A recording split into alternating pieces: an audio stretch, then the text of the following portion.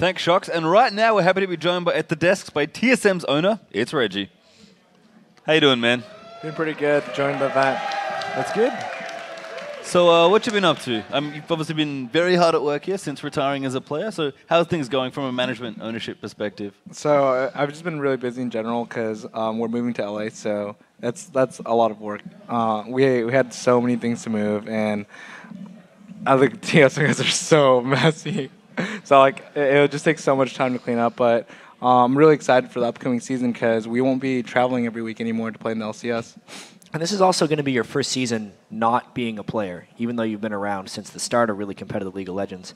Knowing that you've played in the Battle Atlantic already, like what's the biggest mindset change for you in the way you're dealing with your team from an ownership perspective versus when you're like a player owner?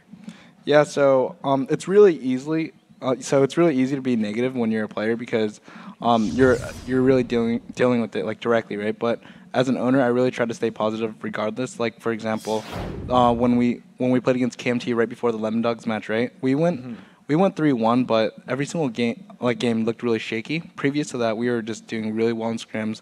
We went like 15-1 in scrims, and we were just doing really well. We were playing really solid, and we go to Germany. We haven't played in a couple days. We play KMT, and we're like, oh my god, they're playing really sloppy now. And how I reacted to that was I was just really positive about it. I was just like, you know what, just focus on the game. When you guys get in the game, you guys are going to play a lot better. Just do what you do in practice. And it's really last minute, so you always have to be positive. And that's one of the things that I'm trying to work on is always be positive and work on the things when the time is right.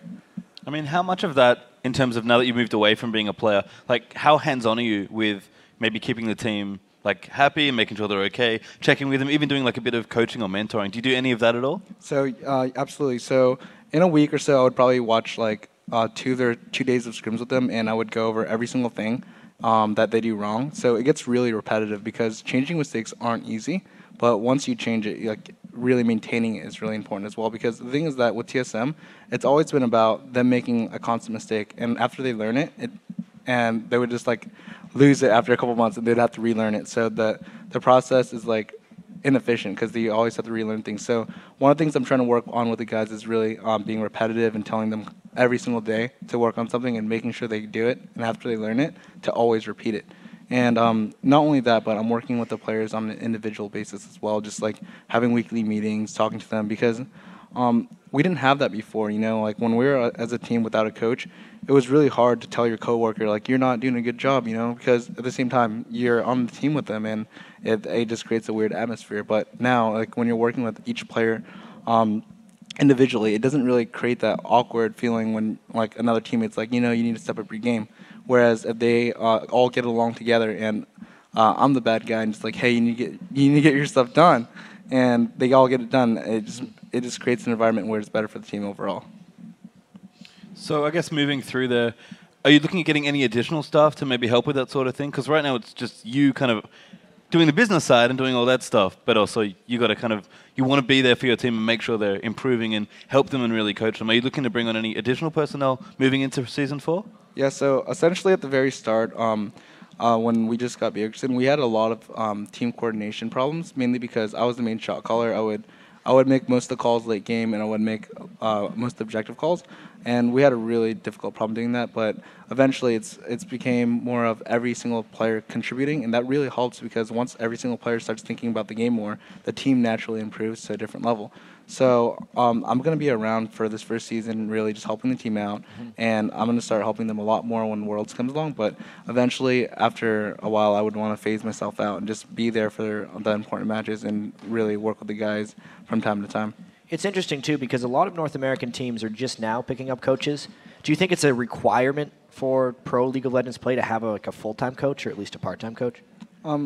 It's really hard to say. Like, for example, it works, but at the same time, like, no one's really experienced in coaching players as a pro gamers in the Western scene as much. Like, if you look at Korea, right, they've been doing it for StarCraft, and they've been doing it for a very long time, and we're all new at this. So there's a different approach to everything, like in every single sport. Like you see other sports, right? They don't live together. They don't have to deal with social problems as much. I would think, because like when you're living with a team, like 24 hours a day. Like, there's a lot more problems as playing as a team. There's like outside problems, you know, like taking out the trash, doing your chores, all that thing, all of those things, you know, and it becomes a really big toll. So like you have to take a different approach to it, and it's a learning process. So you're saying you need a life coach as well as a League of Legends coach? For some of these I guys? think so. I mean, like, because these guys are so young, they haven't lived alone, they haven't really cooked for themselves. Then like, I mean, I showed Beers to the mic. I used microwave, you know, but like he said it wasn't hard. But you know, like when people were burning, Darius almost burned the house down. Exactly. So,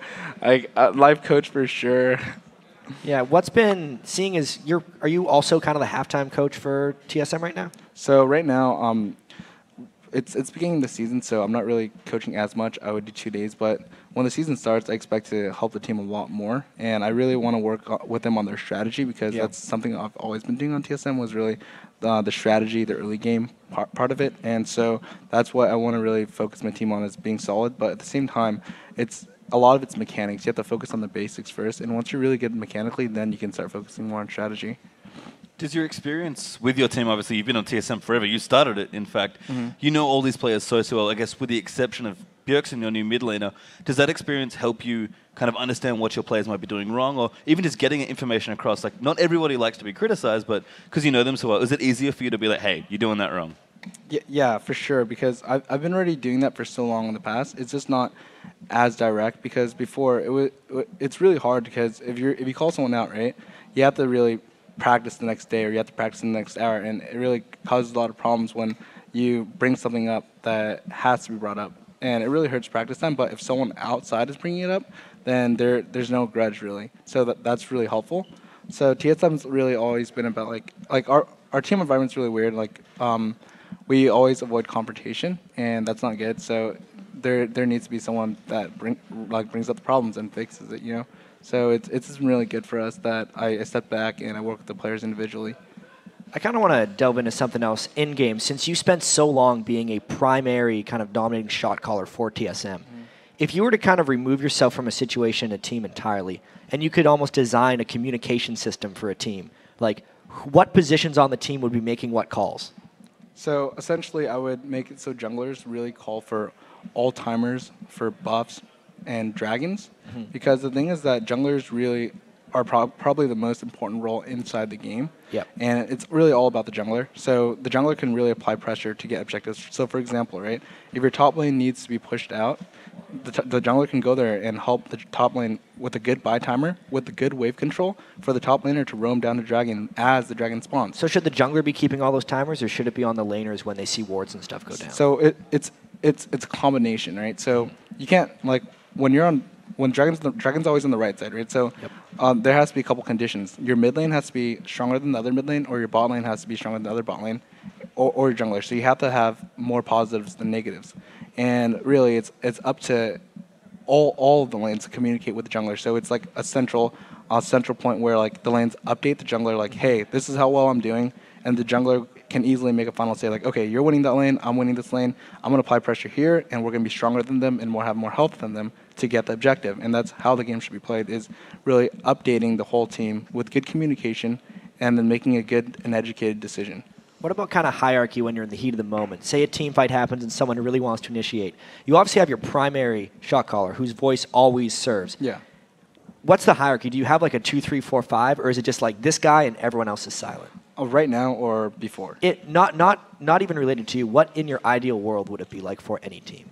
So it really varies depending on the champions you play, because some champions have engages, some champions don't. So it really depends. But most of the time, it's usually the champion that has the ability to engage. Awesome.